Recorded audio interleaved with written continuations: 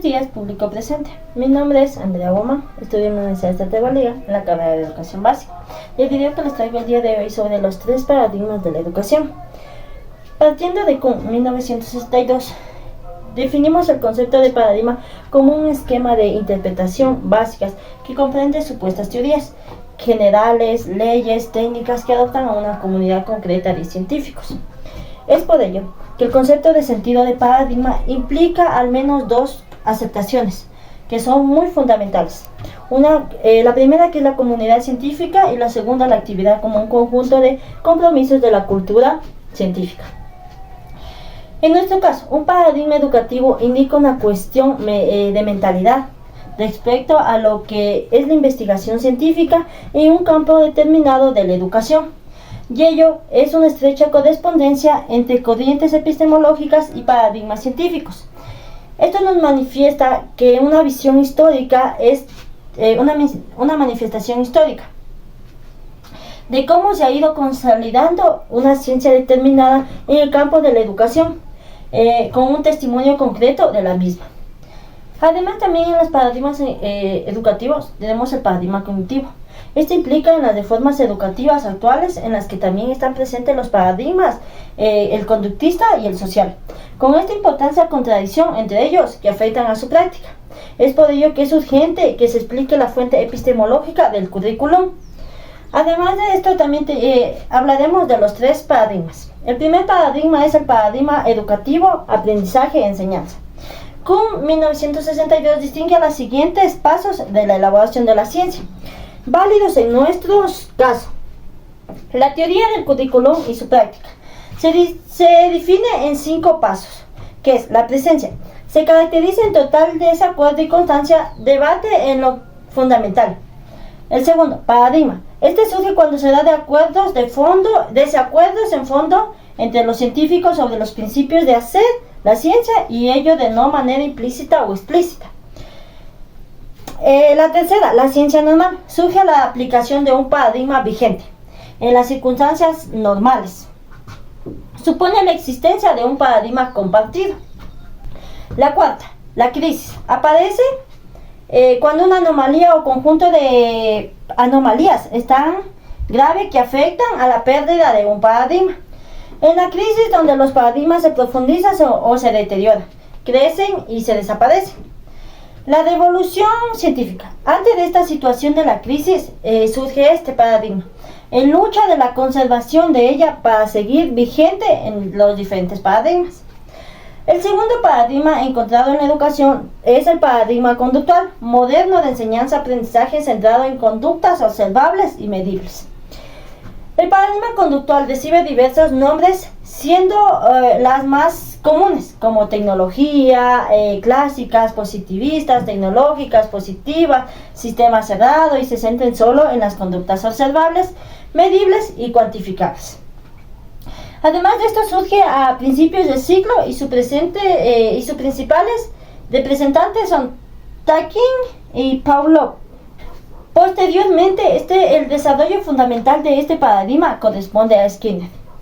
Las principales características del conductismo clásico son el objetivismo, historia en la técnica objetiva, que asegura datos y ruptura en las formas de análisis de la mente, anteriores por considerar sujetos. Orientando el lenguaje de conducta humana, se ha explicitado en términos de estimulación, respuesta, medibles y cuantificables. La otra característica es el periferialismo. Esto nos quiere decir que son los fenómenos humanos y mentales que se han explicitado en términos objetivos de estimulación-respuesta, donde la importancia no solo son procesos de aprendizaje, sino son los estímulos externos que ocasionan el aprendizaje y las respuestas a las mismas. Entre otras características, también tenemos el énfasis del aprendizaje. El aprendizaje es entendido como una forma de asociación, estimulación y respuesta, donde quedan desplazados los temas de presentación y la percepción y la sensación. Los procesos de aprendizaje son sustituidos por los productos del aprendizaje. Otra característica es el ambientalismo. Esto nos quiere decir que son los estímulos siempre externos y por tanto son debidos al ambiente, y a su vez esto se puede modificar con las respuestas. Y por último también tenemos otra característica, es la metodología experimental. Esto nos quiere decir que son las condiciones de análisis e interpretación.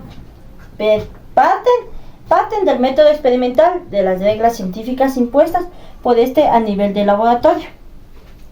Posteriormente resulta de este análisis causa-efecto. Serían transferibles a otras situaciones, a otras diferentes situaciones. El tercer paradigma de la educación es el paradigma cognitivo, procesos cognitivos y afectivos. En esta nos dice que su visión cognitiva del aprendizaje considera el aprendiz protagonista del aprendizaje.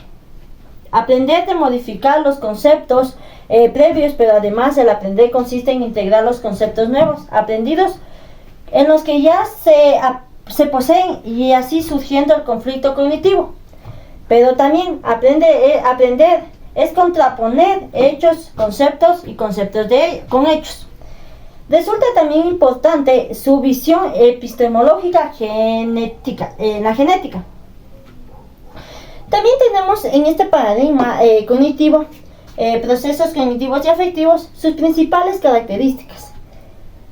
Pero estas características mejoran a la educación desde una perspectiva curriculum, que son: la primera, la metáfora básica subyacente.